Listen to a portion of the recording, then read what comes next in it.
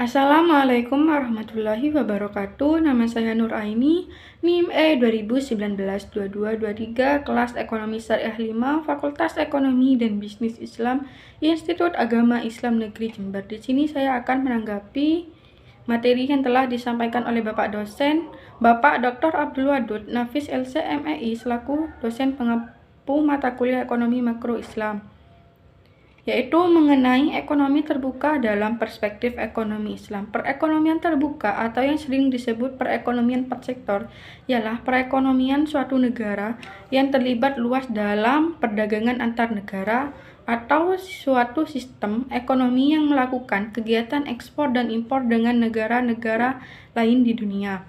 Karena kegiatan ekspor dan impor merupakan bagian yang penting dalam kegiatan setiap perekonomian. Dengan ikut dalam perdagangan internasional dapat memacu ekonomi nasional karena akan memperluas pasar dan meningkatkan daya saing produksi dalam negeri. Dalam perekonomian terbuka, sektor ekonominya dibedakan menjadi 4, yaitu yang pertama rumah tangga, yang kedua perusahaan, yang ketiga pemerintah, dan yang keempat luar negeri.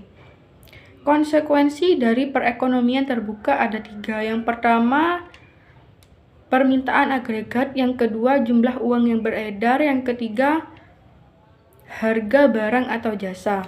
Sirkulasi aliran pendapatan yaitu rumah tangga, pemerintah, perusahaan, dan luar negeri.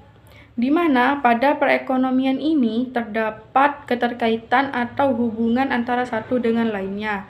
Seperti rumah tangga yang terdapat output dan input, begitu pula dengan pemerintah, perusahaan, dan luar negeri yang terdapat input dan output. Faktor penentu ekspor. Suatu negara dapat mengekspor barang produksinya ke negara lain apabila barang tersebut diperlukan negara lain dan mereka tidak mampu memproduksi barang tersebut atau produksinya tidak dapat memenuhi keperluan dalam negeri.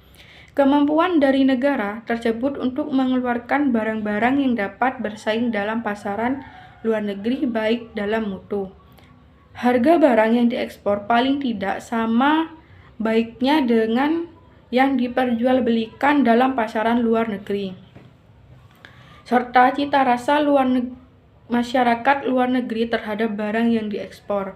Faktor penentu impor. Impor suatu negara dipengaruhi oleh tingkat pendapatan masyarakat.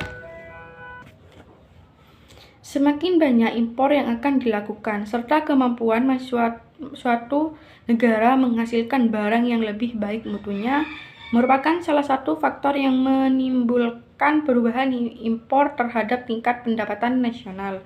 Perekonomian terbuka pada sistem ekonomi Islam. Menurut Manan, prinsip dasar yang telah diterapkan Islam mengenai perdagangan dan perniagaan adalah tolak ukur mengenai kejujuran, kepercayaan, dan ketulusan. Sejarah telah membuktikan bahwa Islam menganjurkan perdagangan internasional. Demikian yang dapat saya sampaikan, kurang lebihnya mohon maaf. Wabillahi taufiq wal hidayah. Wassalamualaikum warahmatullahi wabarakatuh.